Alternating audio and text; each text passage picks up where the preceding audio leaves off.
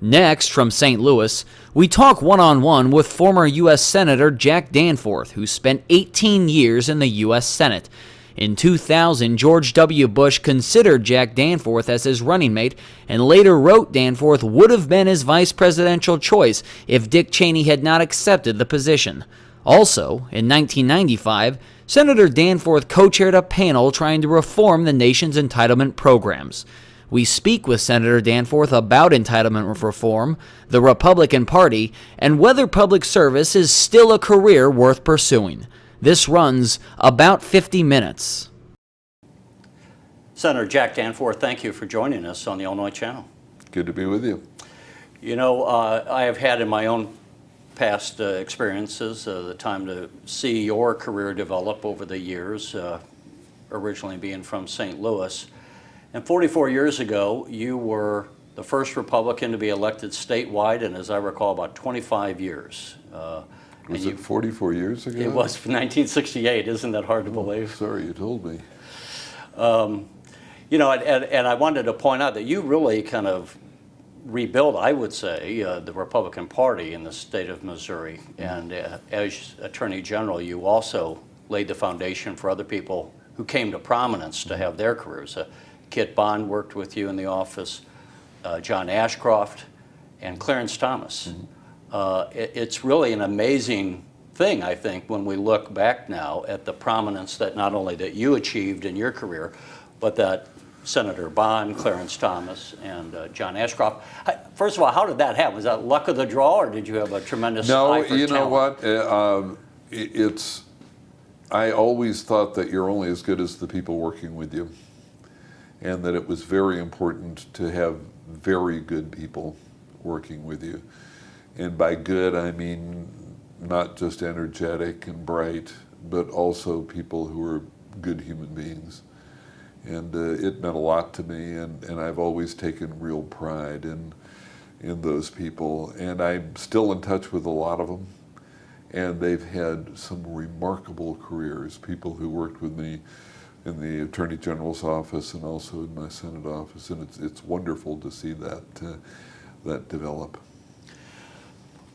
When you look back, and you know, one of the conversations that I heard you have in the past, and this goes back almost to the Watergate era, as I recall, you had brought your child over to meet Spiro Agnew. Yeah. And you were kind of saying it almost like with a Had little my bit children lined up to meet him in the basement of a hotel, and he came in with his caravan, and then a week later he pleaded nolo contendere to tax fraud, and my kids wanted to know whether I could take him to the penitentiary to meet some other friends.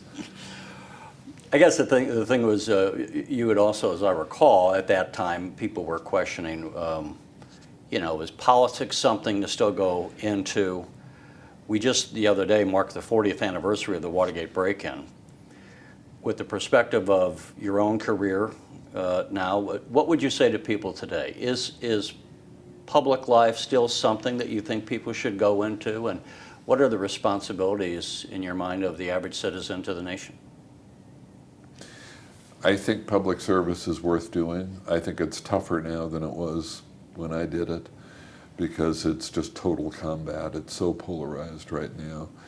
But for that reason, it's very important for good people to do it, and to do it for the right reasons, not just ego, not just how can I win or advance myself, but for people to go in who are willing to tell it like it is and do their best, and hopefully the kind of people who are not just crushed by losing elections. So it's very important to be honest, I think, with the public. So yeah, I think it's very, very worth doing.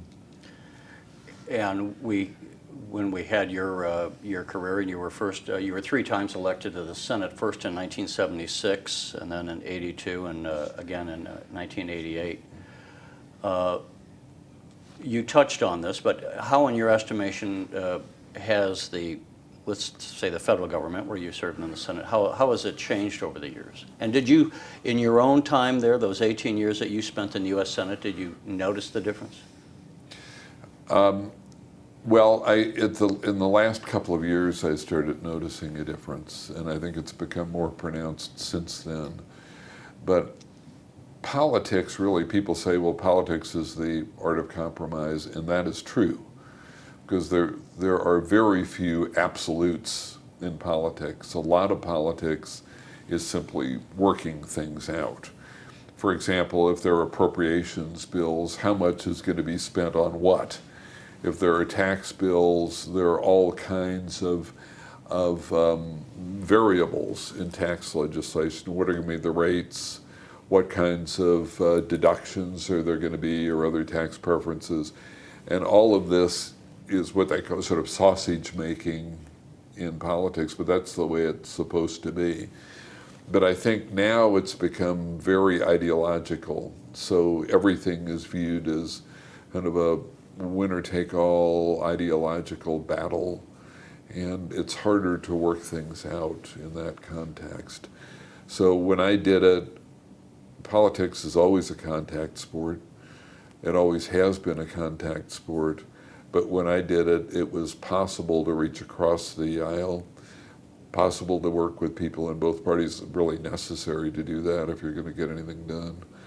And it was, okay, not scoring a touchdown on every play, but moving the ball down the field a few yards, and could you do that? And I thought that that was the way government should work. But I think now it's become so polarized and deadlocked, because it's everybody taking a kind of an either-or approach to it, and I don't think that works very well.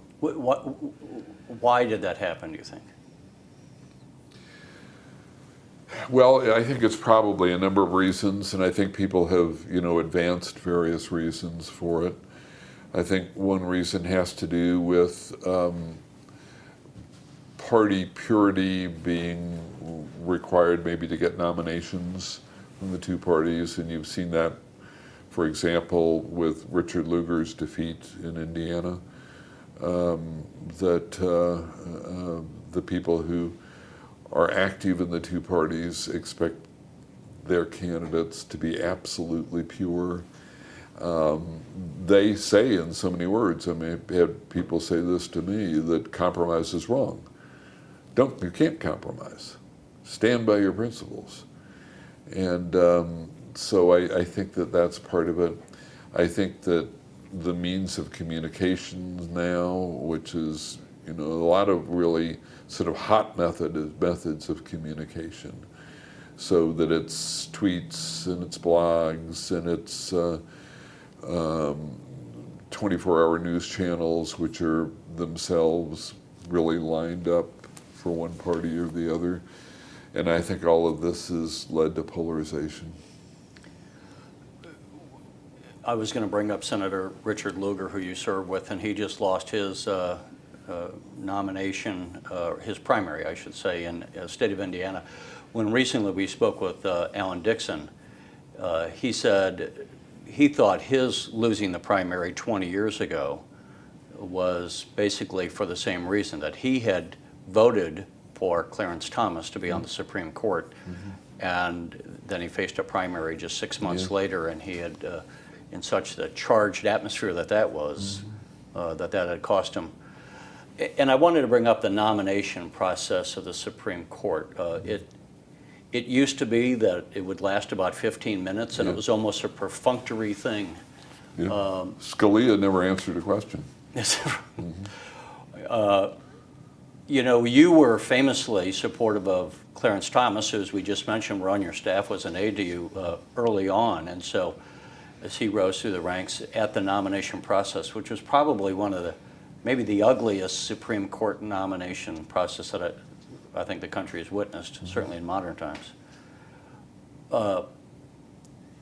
What was that like? And not to go back through, but I mean, I guess the thing is, how do we avoid that kind of a situation?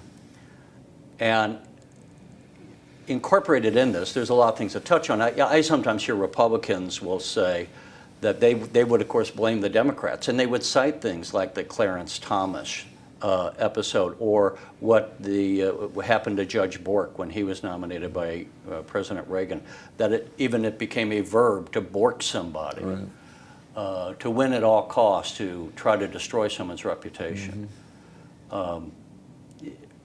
I'm sure no side is without fault here, but how do we get from that to a process where we can go through and expect good people to put themselves up to be considered? Because I think a lot of people these days who are talented don't want to go into government for that kind of reason. Yeah. Well, the Clarence Thomas situation was the worst thing that I ever saw anywhere. It was just awful. And it was very ideological in that the issue was Roe versus Wade. The issue was abortion. And it was believed that Clarence Thomas would vote to overrule Roe versus Wade. He never indicated that. It's never really come up. Roe versus Wade is still there, and Clarence Thomas has been on the court for 21 years now.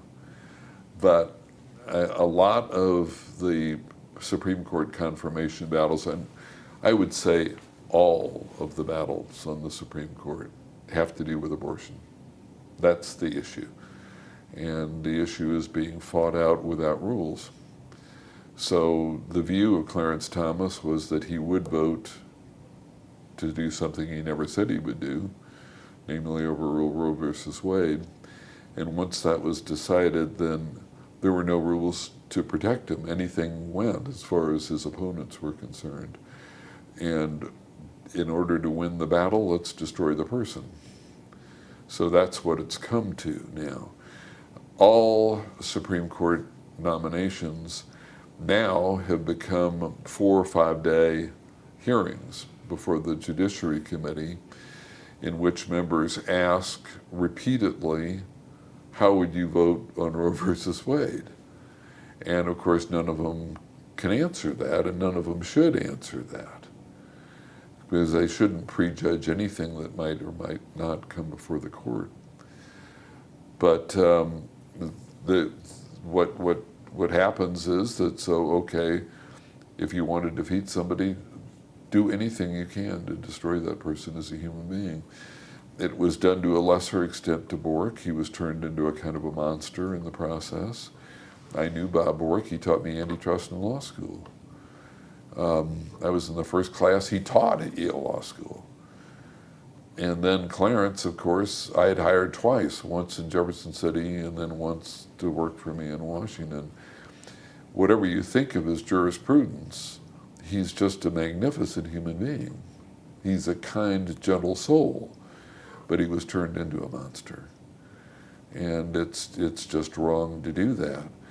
So what's the antidote? The antidote is public nausea.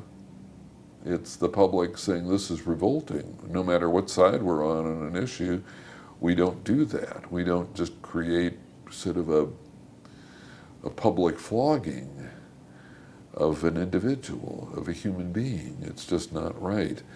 That's what I'm counting on. I'm not sure that it's set in yet, but let's hope that it does.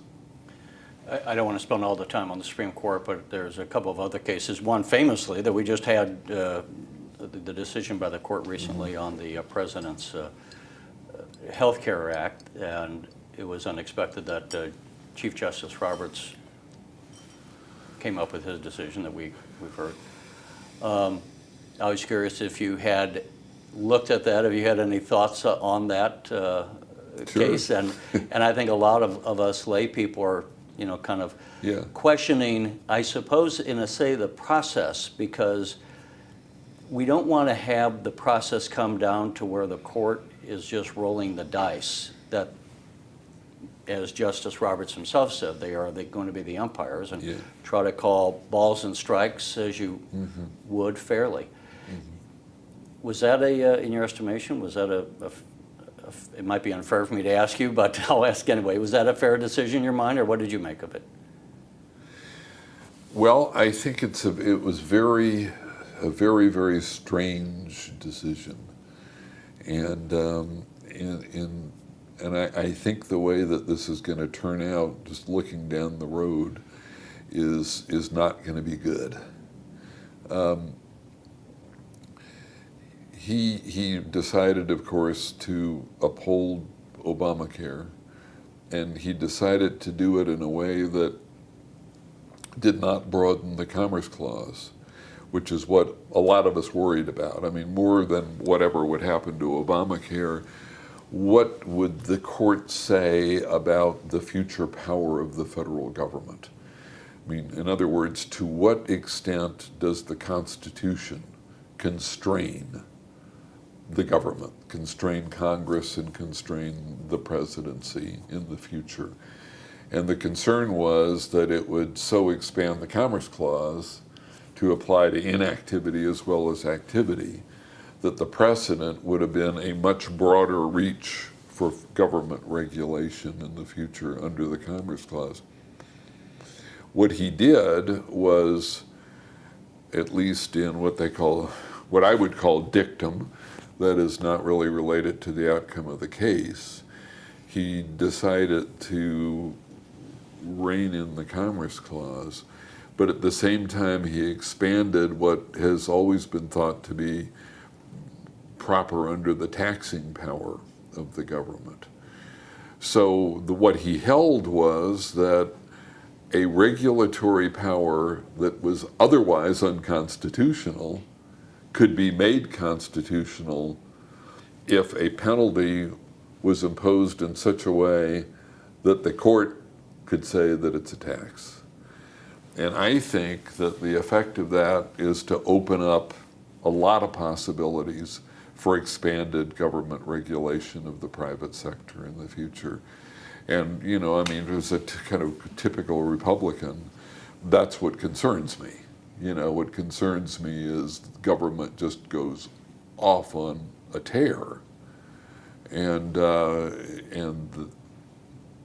I think that reading the taxing power in this way does open the door, very, very wide opening of the door for future use of the imposition of penalties, which the court would call taxes, in order to accomplish regulatory purposes. I'm trying to recall when you were, I wanted to stay on this topic for a second, that were you ever asked to be Attorney General? No. Were you ever considered, to your knowledge, to be on the Supreme Court? No. No. To your knowledge? I wouldn't think so, no. I did want to say, and somewhat, because since we're the Illinois channel and you served as a Missouri senator, not all of our viewers would be as familiar with your career, and so I wanted to weave some of that background in. One thing that I found interesting that was that President George W. Bush apparently had you as his high up on the consideration to be the vice president, his vice presidential nominee. Had he not picked Cheney, he said that he would have picked you. Did you know that? I mean, you were obviously under consideration, you knew that, but did you realize it, or what point did you find out you were that close to becoming the vice presidential candidate? Well, I was in my office here at Bryan Cave, and I was called by Cheney, and he said that then Governor Bush was considering me, and then there was a period of kind of back and forth, and did I really want to do it, and discussions with my wife, and then we furnished a big box full of old tax returns and answers to various questions, and then Governor Bush invited my wife and me to go to Chicago. He was making a speech, and we visited with him in Chicago for maybe 3 hours. And then after that, a few weeks later, he called me up and said he'd decided to go with Cheney. Were you disappointed? How'd you feel about that? No, I wasn't disappointed. No, Or was it like... Well, no, I mean, it was very much back and forth, because it was not... to me, it's a question of, okay, how much of my life do I want to invest in public office? And I decided when I was 58 years old, I left the Senate. Why did I leave the Senate? Because I didn't want this to be just a total lifetime commitment. I wanted there to be an outer limit to what I was going to do, so I could be a real person, not just a politician. And I thought that to be vice president really put you back into it in the big time. And so it wasn't something I wanted to do. It really wasn't something my wife wanted either. We were very happy to be back in St. Louis. We came back in St. Louis after 3 terms in the Senate. Why? Because this was home and this is where we wanted to be. So personally, that was not something I wanted to do, but I finally ended up telling George W. Bush that if he wanted me to do it, I would do it, but it wasn't something that I was after. And then he later did appoint you to be UN ambassador. Yeah. How did that happen to come about? Oh, I don't know.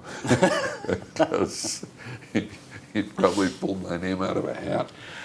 I had done some work for him before, you know. I had spent a lot of time as his special envoy for peace in Sudan. Mm-hmm. And that was really an interesting job, and it was very challenging, and I did work with him closely on that. I visited with him a number of times on that.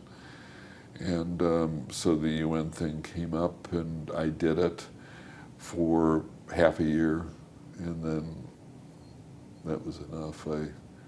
That was not my idea of something I wanted to do. Had you wanted to be Secretary of State? You know something, I mean, I was not asked. That would have been a close call, I think, because would it have been just terribly interesting, and, you know, maybe you could do some real good in that job. But on the other hand, personally, I mean, I just saw that Hillary Clinton had been to 100 countries so far.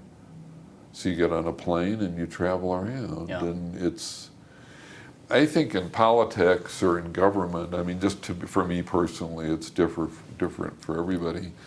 But for me personally, it's a question of, okay, how much of me do I want to give to it? It being government. And I always saw that as being something that was defined, you know, something with a limit to it. I did not want for me to be just somebody who had to be in public office somewhere. And you see a lot of people that apparently politics is their life, and they seem not to have any life outside of politics. Yeah, I think that's right. But it's not, for me, it was important and it's interesting and it's worth doing well, and I don't want to minimize it at all, because I enjoyed it. I thought that it was a wonderful honor. It was terribly interesting. I hope I did more good than harm, although that's probably debatable. But I did see it as a fascinating life and very, very enjoyable. However, if you're putting down your own priorities and what's really important to you, where does that fit? Well, it's up there, but it's not at the top. Just not at the top. And that was the reason for leaving. You know, it wasn't that I didn't like it. A lot of people, when I left the Senate, a lot of people were leaving, other people, and they were making public statements. Oh, it's terrible to be in the Senate. Oh, poor me, you know. I didn't feel that way at all. I thought it was wonderful. I thought it was just really a good job. But did I want for me to just be Mr. Perpetual Politician? I didn't. I wanted there to be a final end to it, parameters on it. What do you think of the idea of term limits? I have mixed feelings about term limits. I think sort of the longer I live, the worse the idea seems. But I thought for a good part of the time that I was in in Washington, I thought that's a pretty good idea for that same reason, that it helps define you as something more than just Mr. Politician. But I also think that I know that in my third year in the Senate, I was a much better senator than in my first term. I know that. I know that I was able to do more. I was more practical in how to go about things.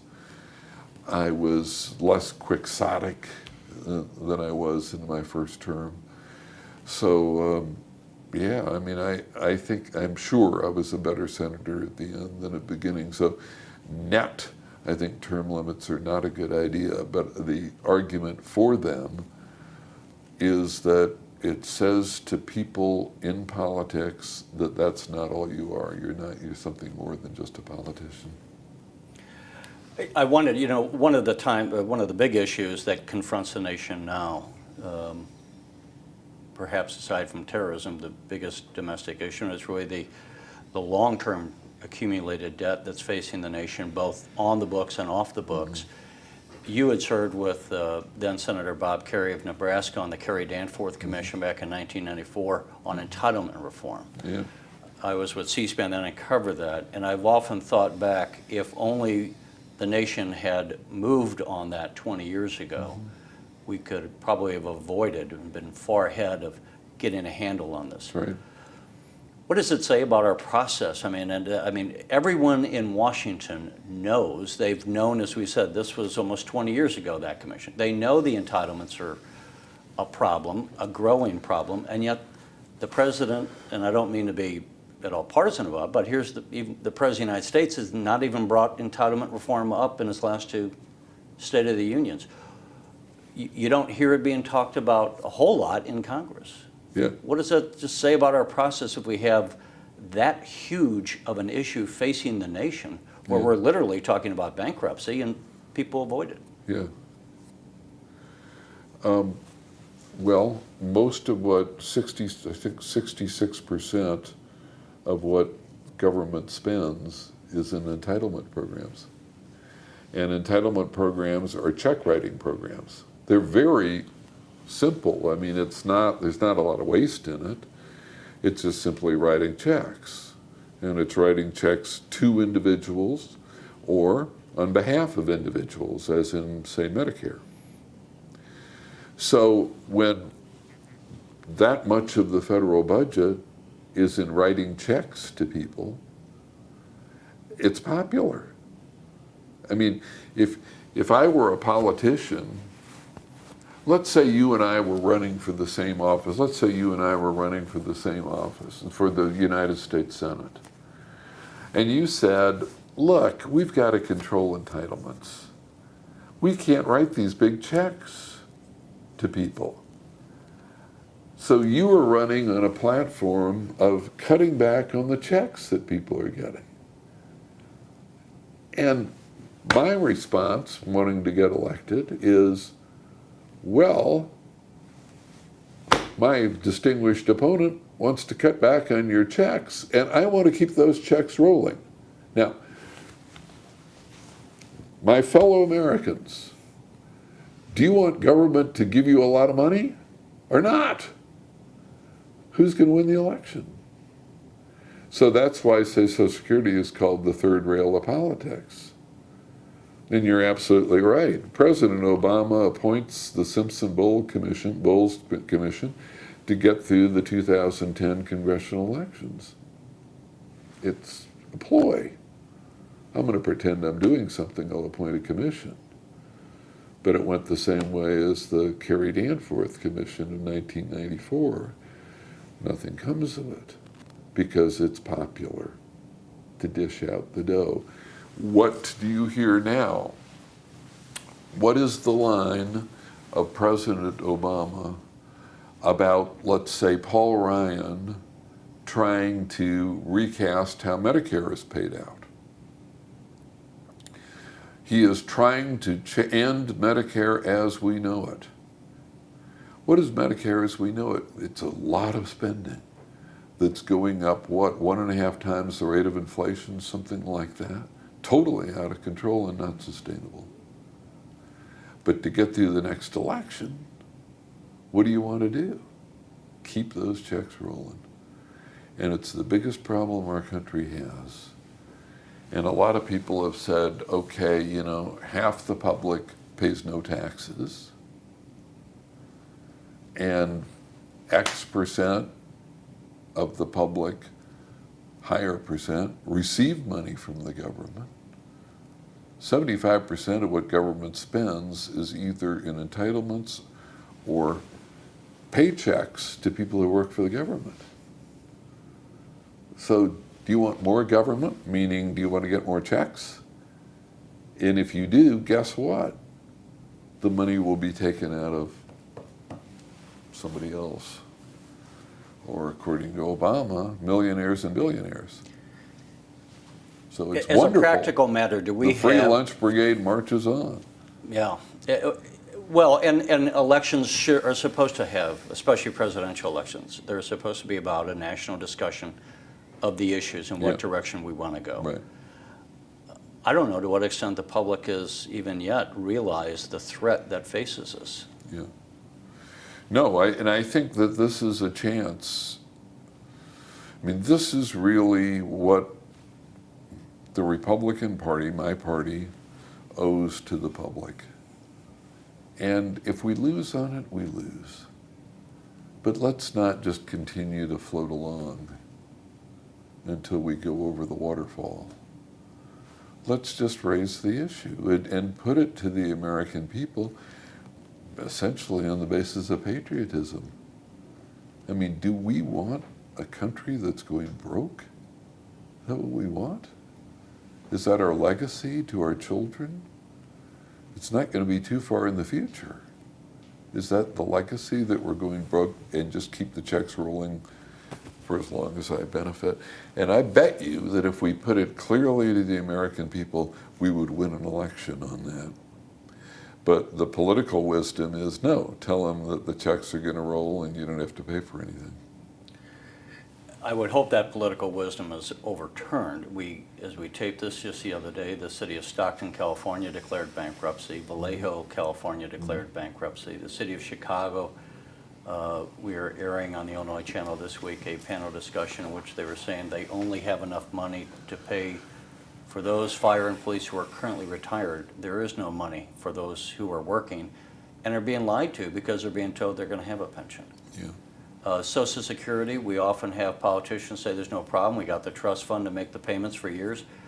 Let me ask you, as an expert on this issue, is there, in practical terms, a trust fund? Yeah, but I mean, it's in not too many years into the future, more money is going to go out than is going in. It might even happen, I think, in 2012. Yeah, and when that happens, you know, then eventually there's nothing left.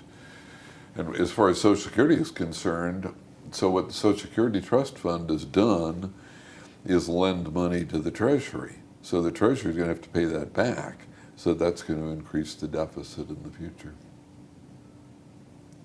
And I think our interest rates right now is, I think 15%, I don't have the exact number of the budget, but these are historically low rates. So when we, obviously the thing is we face a massive problem with the unfunded aspects and obligations coming forward in the near future. Yeah.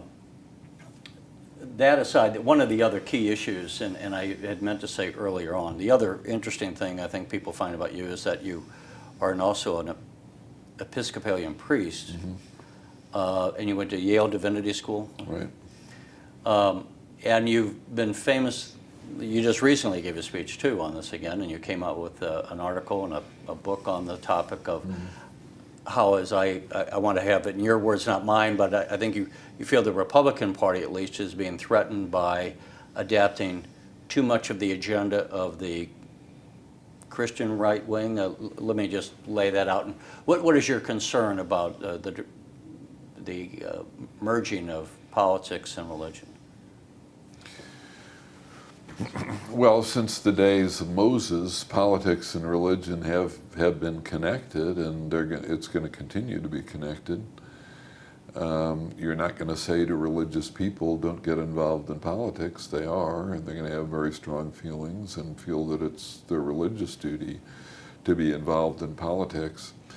But the question is not whether religion and politics live together, but the question is religion a reconciling feature in American life, or is it a divisive feature? It has the potential to be divisive. And that was the history in Europe. That's why in our First Amendment we separated church and state. We know that for the government to get entangled in religion is wrong, and we have so said in our Constitution. But at the same time, religion can bring something very positive to the public sphere. And what it can bring is a sense of, we're all in this together, and that humility is important in dealing with one another, and that our way, as Isaiah said, is not necessarily God's way. So I think that is something positive religion can bring to politics. But I wrote the book because I thought that at that time, which was, 6 years ago, that religion was being used very consciously to try to divide the American people. I had an interesting experience just last week in Washington. I attended a conference which included people from both ends of the religious and political spectrum.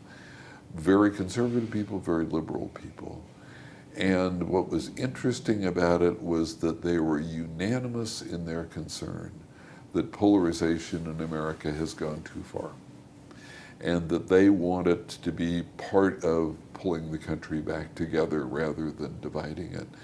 So I think that there is a broader recognition now from religious and political liberals and conservatives that we have to pull ourselves together.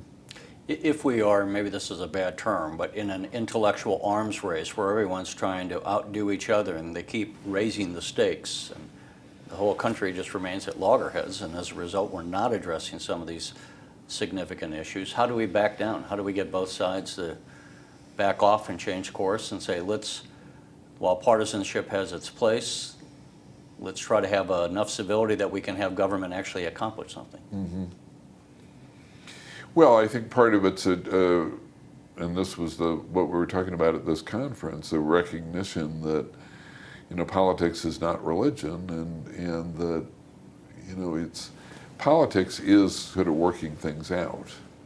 It is sausage making, and it doesn't deal in the world of absolutes. So I think recognizing that is very, very important. And I think another thing that's important is interpersonal connections that people have. And I think, when I was in the Senate, socially, senators and their families lived in Washington, and you got to know each other, and our social friends were Democrats as well as Republicans, and that was very positive to get to know each other.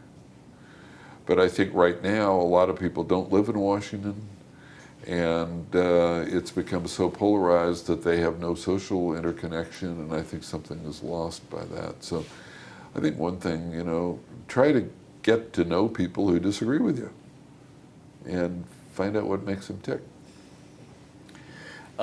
You had written, I believe, in the article, "Onward, Moderate Christian Soldiers." Well, I did not write the headline, I just wrote the piece.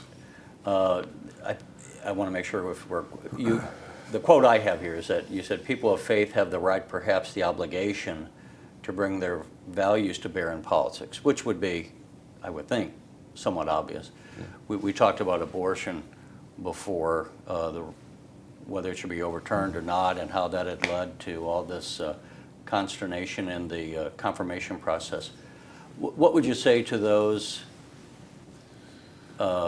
conservatives who would say, how can we be compromising when it's a question of life. Well, no, I'll tell you what I said last week when I spoke to this group from both sides of the spectrum, and I said, you disagree on some major things, and you're not going to agree on them. But that doesn't, to be poles apart on some things doesn't mean to be poles apart on everything. And it doesn't mean to be a polarizing person. It simply means that you don't agree. But if you don't agree on what, 4, 5, 6 things, there are many things where you can't agree.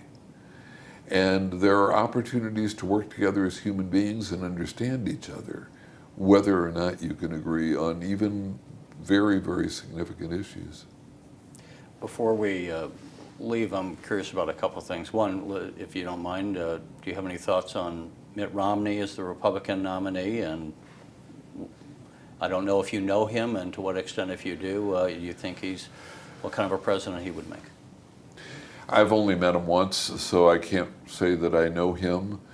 I think that he is certainly a good human being and certainly very competent, and that he has all of the qualities to be a good president. I think that the big issue before the country is how much government do we want and how much are we willing to pay for.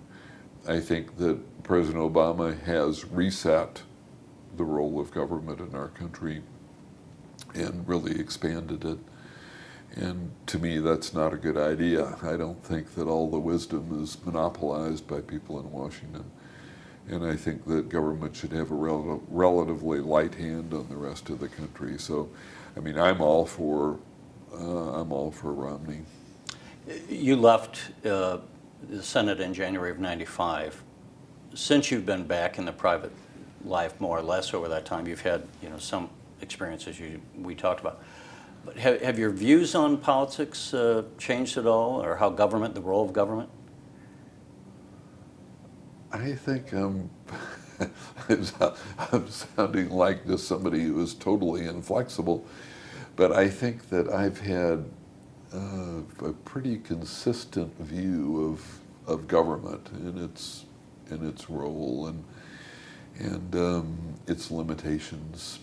So and it's not a new issue, It's not a new issue for the country. It goes way back. This is, Hamilton and Jefferson duking it out on how big government should be and how powerful government should be. So I think that old issue is still with us, and I think it's the basic issue that defines the two political parties.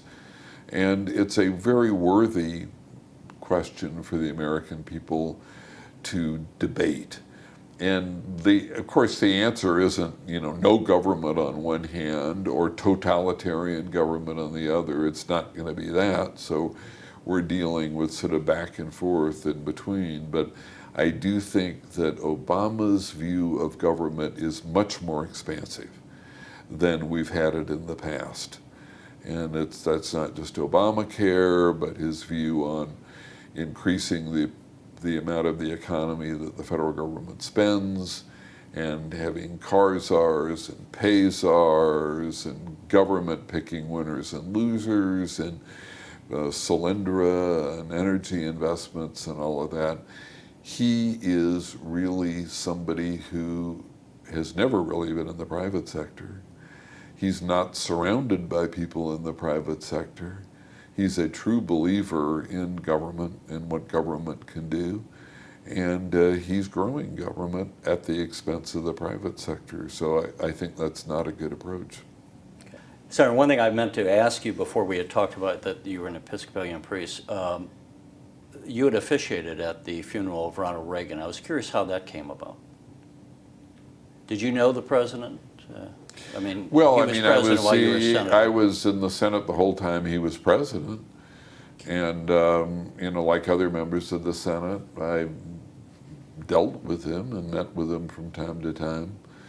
What happened was that Mike Deaver, who is kind of his number one confidant and his former deputy chief of staff, called me up one day and asked if I would do this, and if I would go out to Los Angeles and visit with Mrs. Reagan about it, and I did. And lastly, before we close out, how now that you've been out of the Senate for almost 20 years. How's life for Jack Danforth these days? Great. It's a very good time in our lives, and I mean, thank God my wife and I are in good health, and we have wonderful children and grandchildren, and a very loving family, and tomorrow, I don't know how this fits in with your airing, but July 3rd is my wife's 75th birthday, and all of our children are going to be there for her birthday, and it's just a very good situation. Well, Senator Jack Danforth, we thank you for taking the time to talk with us, and thank you for your service to the nation. Thank you. You're watching the Illinois Channel, an independent nonprofit corporation formed to provide gavel-to-gavel coverage of Illinois state government and other public affairs events taking place across Illinois.